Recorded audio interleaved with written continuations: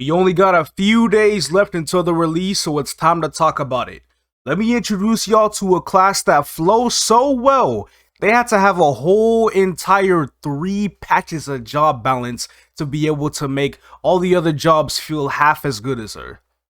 A class whose skills are so beautifully made and so easy to play, and is already the most popular class in the game by far without even being out yet.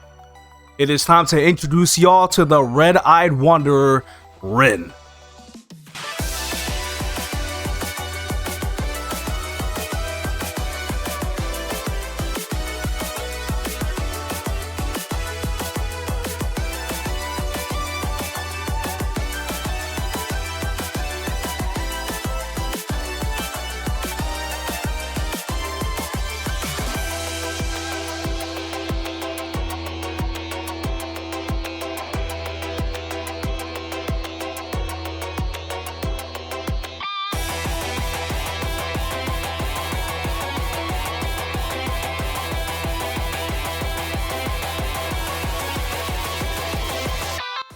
Rin is an Anima warrior who uses a new weapon known as the Longsword, but I believe it's not going to be called the Longsword in GMS because the name already belongs to Zero Alpha.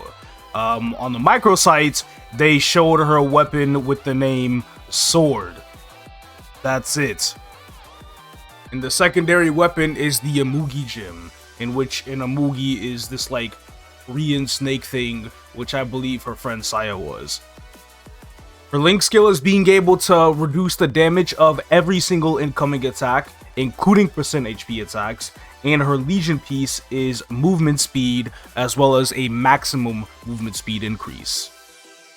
With this job, they've dialed back a lot on all of the previous jobs, having a bunch of like skills that you have to press and combo and everything, or like cooldown reset, or just have these like super hard complex setups for them. And they kind of went with the flow of just making something that was just really easy, so everybody could be able to enjoy this class and play it at its maximum potential very early on, instead of having to spend so much time to invest and like really get to know how to play it. Your early job advancements include skills that you only really use for that job advancement, and as you advance, you never touch that skill again. And that's really for like the main attacking skills. However, each job advancement do have passive skills that will stick with you for the rest of the game. For the most part, when playing this class, you're really only holding down one button, which is your main 4th job skill, the Hurricane skill, which is known as the Plum Blossom Sword Fundamental Relentless Slash. The only other 2 skills that you would normally press that have a low cooldown is the Lost Soul Advent, which is a 4-part skill in which you get the parts at 3rd job, 4th job, hyper skills, and 5th job. And the other skill is the Plum Blossom Sword 3rd form Single Strike Keen Blade, which is like a ball type of summon. This has a farming mode and a bossing mode. At 5th job, you unlock your burst with the Plum Tree Aroma, as well as the Lost Soul Awakening. And you also get a new burst keydown skill, which is the Dance of Annihilation. During your burst cycle, you can hold down Dance of Annihilation, as well as hold down Lost Soul Advent at the same time, and with your skills active, you can go through the full cycle of Lost Soul Advent 4 times before it goes back on cooldown. At 6th job, all of your skills will get upgraded with mastery nodes, including your main Hurricane skill, the 2 cooldown skills you have to press, and all of your passive final attack type skills. Rin's energy will also completely unite with the Amugi to unlock the sky-splitting Azure Dragon Sword skills, such as your Origin skill, Ascension, and your Ascent skill, Falling Petals, Roaring Sky, and Heaven Strike. Rin is not a class that will be heavily scaled with attack speed, but it will absolutely affect a couple of your skills. She has a base attack speed of 6 with her booster bringing it up by 2, so you'll need decent speed effusion and a green potion to reach the attack speed cap of 10. Without any other passes from anything involved, Rin does have a base crit rate of 50%. In order to bump this up to 100, you'll need things such as decent Sharp Eyes, Legion Artifact, the Lin Link skill, as well as Nightlord and Marksman Legion blocks, and a couple extra points in things like hyper stats or event skills or familiar badges and all that type of stuff. Rin does benefit from a cooldown hat.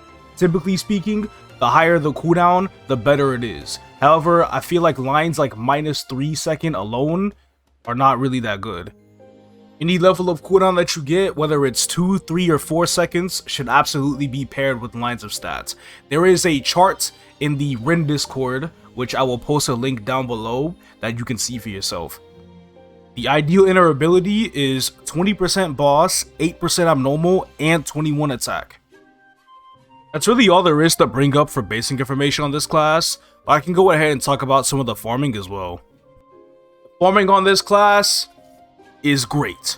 Simply put, it's really good, it's great. There's a lot of really good map setups where all you gotta do before it's 6 job, you place the spinning ball summon thing on one side, you put the fountain on the other, and then you're just kind of using your hurricane in one spot and you're full clearing the map.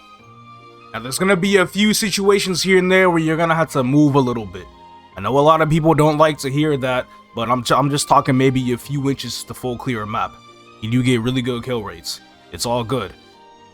You can pretty much easily pull 18k plus per hour rates, starting from Morass all the way up to Talahart.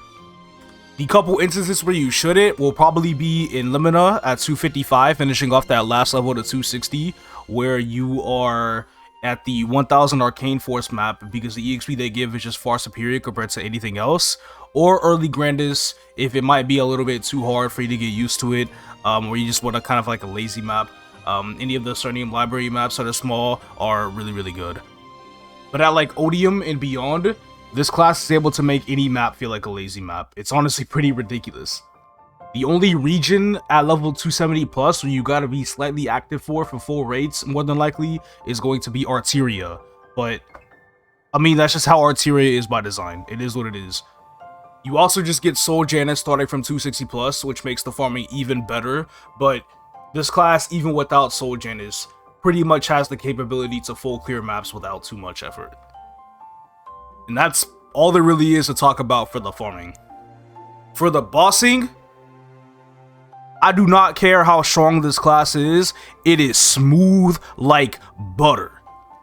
I don't really know how to exactly explain it, but everything just feels correct. Like, it just feels so good to play.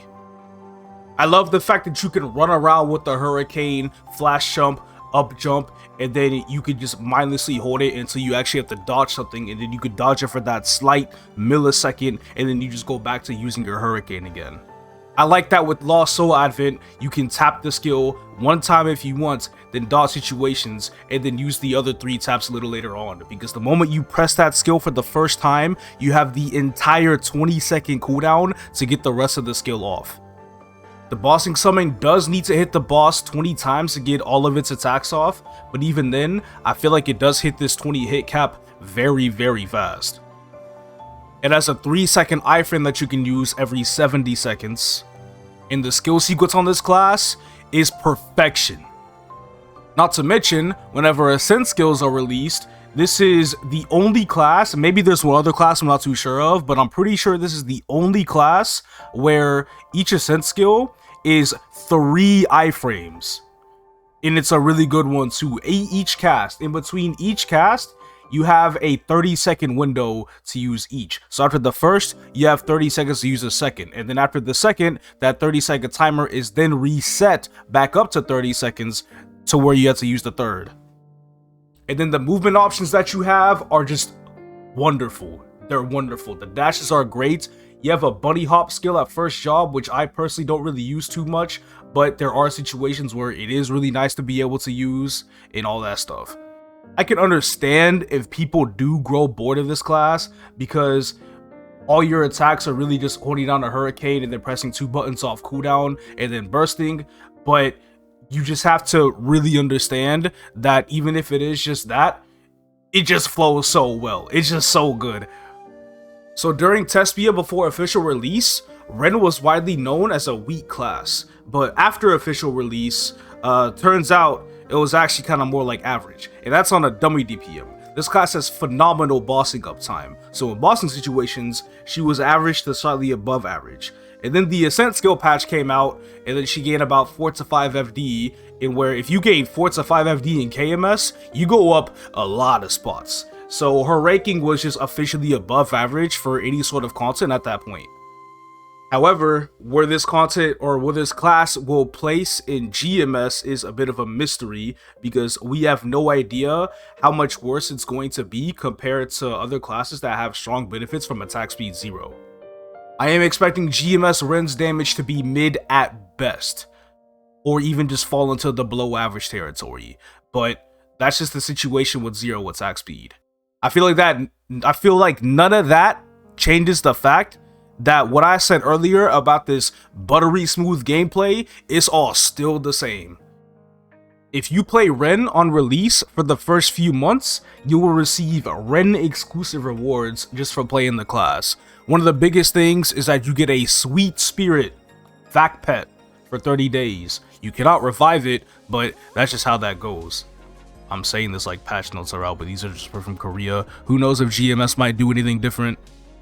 You get an additional event ring, you'll get some Sorta, you'll get an exclusive Transcendent level 270 growth potion, which is super nice as well. You'll get a beautiful looking damage skin. You'll also get a title, a permanent title, that gives the Yeti Pink Bean stats of like 10 boss, 10 attack, 20 all stat, that you could transfer to any character that you want, but I'm probably still just going to use mine on Ren anyway. And a few other like cosmetic related items. But honestly, I don't have too much to say. To top it all off, I think this class is phenomenal, and no matter what rank it's gonna be in GMS, DPM, or whatever, I still strongly encourage you to play this class because it looks good, it feels great to play. You get a bunch of event rewards playing it on top of hyper burning, beyond burning, even on Challenges Road, everything involved. And that's really all there is to it. Thank you all so much for watching my little video on Ren. I hope you guys enjoy this class as much as I do, and with that being said, y'all have a wonderful rest of your day.